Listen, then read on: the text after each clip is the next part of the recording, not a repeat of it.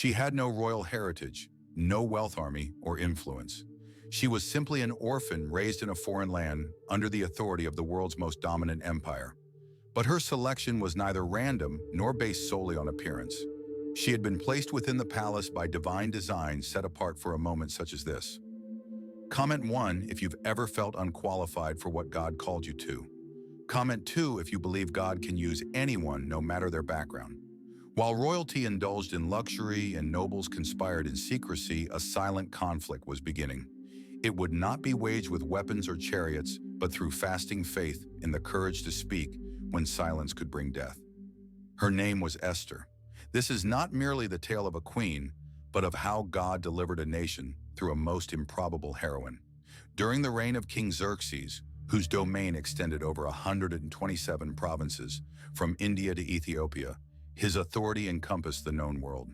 He ruled with unchallenged power from his throne in Susa. To showcase his majesty, Xerxes hosted an extravagant banquet lasting 180 days, welcoming nobles, princes, and military officials from throughout the empire. Gold cups and royal wine were plentiful. After those 6 months, the king extended hospitality to all residents of Susa, throwing a 7-day garden feast where wine was offered liberally and without restraint. At the same time, Queen Vashti held a separate banquet for the women within the palace walls. On the 7th day, emboldened by wine, the king commanded Queen Vashti to appear before his guests adorned in her royal crown to display her beauty. Vashti declined the order, unwilling to present herself before an intoxicated assembly. The king felt humiliated. His own queen had openly disobeyed him. Angry and shamed, Xerxes consulted his advisors. One counselor, Memucan, warned that her act of defiance could inspire other women to disrespect their husbands. They advised the king to remove Vashti and proclaim a decree affirming male authority in every household. Xerxes agreed, and the command was dispatched across all provinces in their native tongues, deposing Queen Vashti. Yet unbeknownst to them, God's invisible hand was beginning to act. Over time, the king's wrath subsided, and he thought back on Vashti, her beauty, her boldness, and the irreversible law that had exiled her. Her absence was deeply felt. Perceiving his melancholy, his counselors suggested a remedy. Bring beautiful virgins from each province, give them beauty treatments, and allow the king to select a new queen. Xerxes approved the plan. Couriers traveled across the empire's 127 provinces, gathering young women from every region from India to Ethiopia. Among the chosen was Hadassah, also called Esther, a Jewish orphan raised by her cousin Mordecai in Susa. He had instilled in her a reverence for God and the need to conceal her identity in a foreign land. Esther was brought to the palace and entrusted to Haggai, guardian of the women. She distinguished herself not through demands but with humility and charm. God granted her favor, especially in Haggai's sight. For a full year, Esther underwent preparation like the others, awaiting her moment with the king. When that time came, she approached him with quiet poise and confidence, and Xerxes was immediately entranced. Xerxes loved Esther above all others. She won his admiration, and he crowned her queen. Replacing Vashti, Esther was honored with a royal banquet. A holiday was declared and gifts were distributed throughout the kingdom. Yet her Jewish identity remained a secret. No one realized that God had placed his servant in the palace not to be pampered, but to intercede on behalf of his people. Comment 1 if you believe God positions people for purpose. Comment 2 if you're asking him to reveal your assignment in this season. Esther remained discreet within the palace, faithfully following Mordecai's guidance, just as she had during her upbringing. Meanwhile, Mordecai regularly stayed at the king's gate, a hub for civic matters and a gathering place for officials and attendants. Though not of noble rank, Mordecai had been divinely positioned for a specific purpose. One day while at his post, Mordecai overheard a disturbing conversation. Two palace guards, Bigthan and Teresh, spoke in bitter, hushed tones near the entrance they watched. They were scheming to assassinate King Xerxes, an act of high treason against the world's most powerful ruler. Without delay, Mordecai informed Queen Esther, who now held personal access to the king. Esther passed the message to Xerxes, making it clear that the tip had come from Mordecai. A full investigation ensued. The conspiracy was verified, and the guards were found guilty. Their plot was confirmed, and under Persian law, the punishment was immediate and severe. They were executed by hanging. The king's life was saved, but no public acknowledgement followed. Mordecai's deed was merely documented in the Book of the Chronicles, the official royal archive. Oddly, no reward or recognition was offered, no public honor or title, only his name recorded quietly in the empire's chronicles. Later, King Xerxes elevated Haman the Agagite to the highest position among his officials. Everyone was commanded to bow to him, but Mordecai refused. Daily, Haman witnessed Mordecai's disobedience and became increasingly enraged. Learning Mordecai was Jewish only intensified his animosity.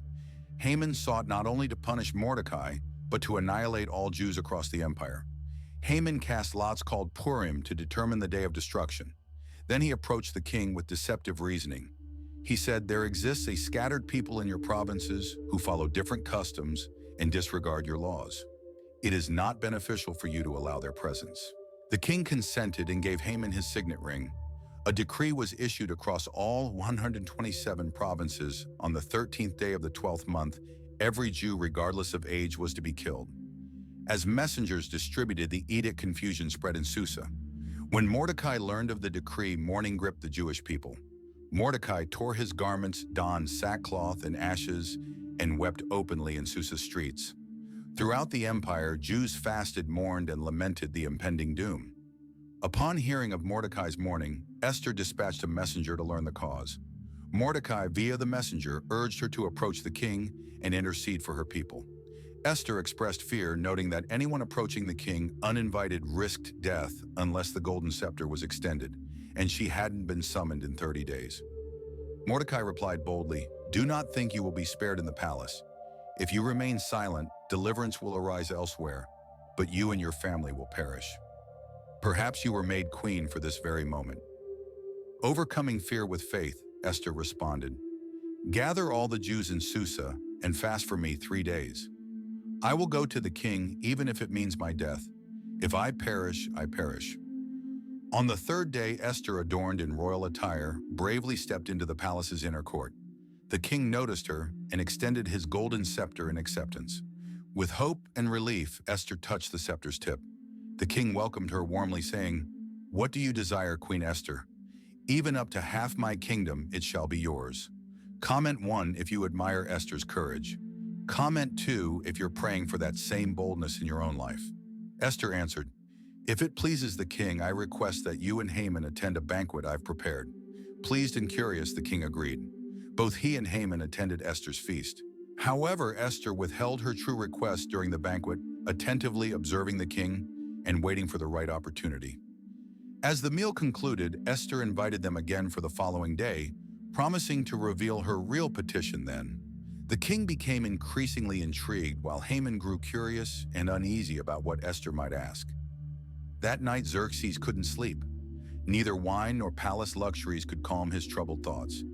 In search of distraction, he had the Book of the Chronicles, the kingdom's official record, read aloud to him. While listening, Xerxes noticed a past entry about Mordecai.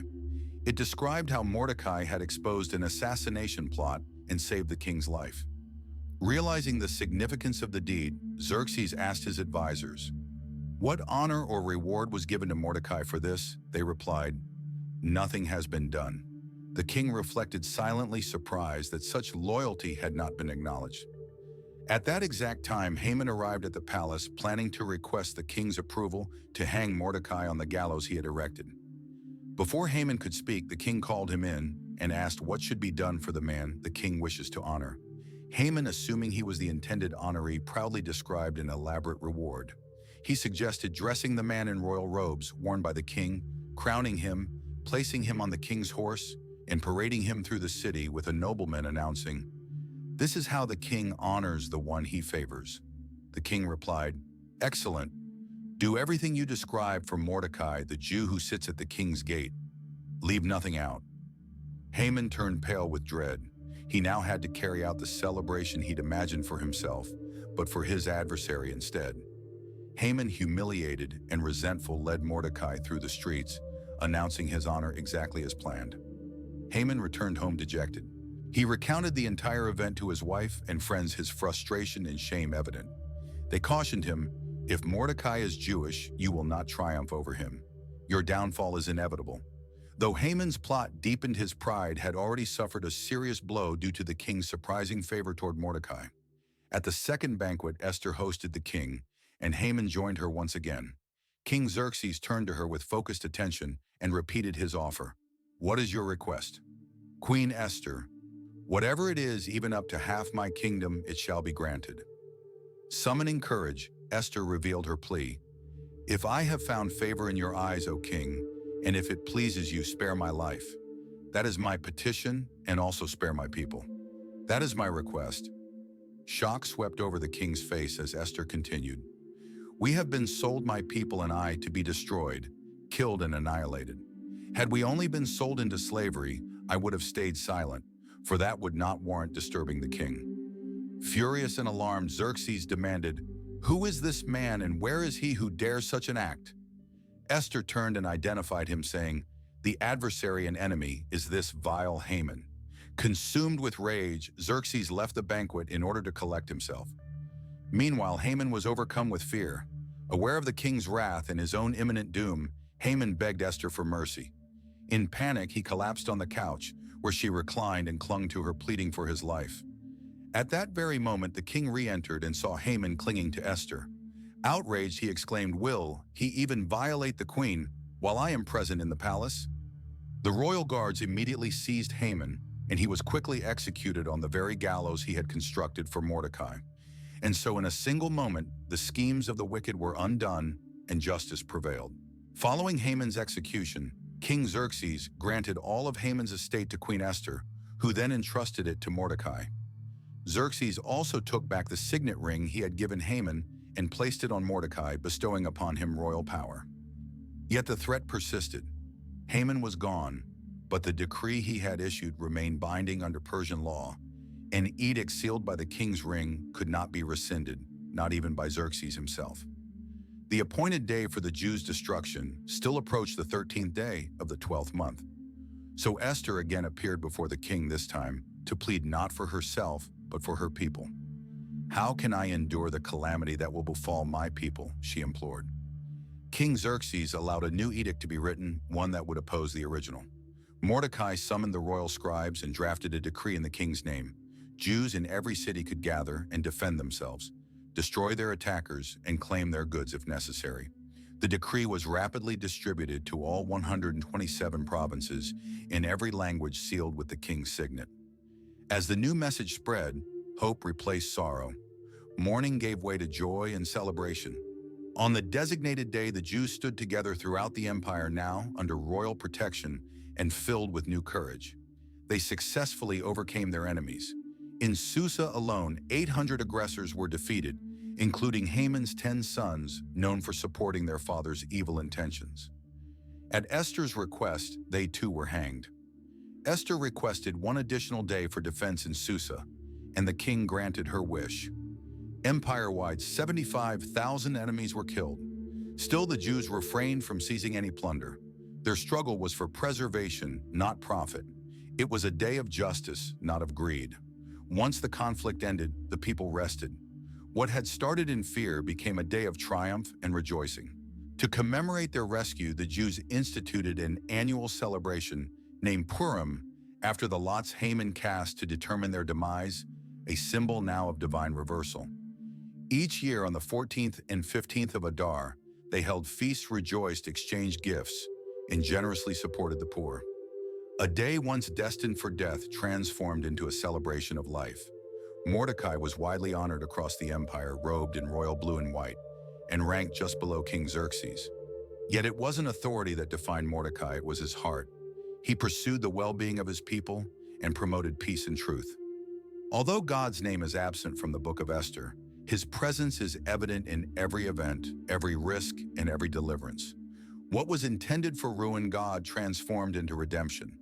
Esther's story shows that even when God seems silent, he is never distant. Even in adversity, he is already moving. Perhaps your current place is no accident.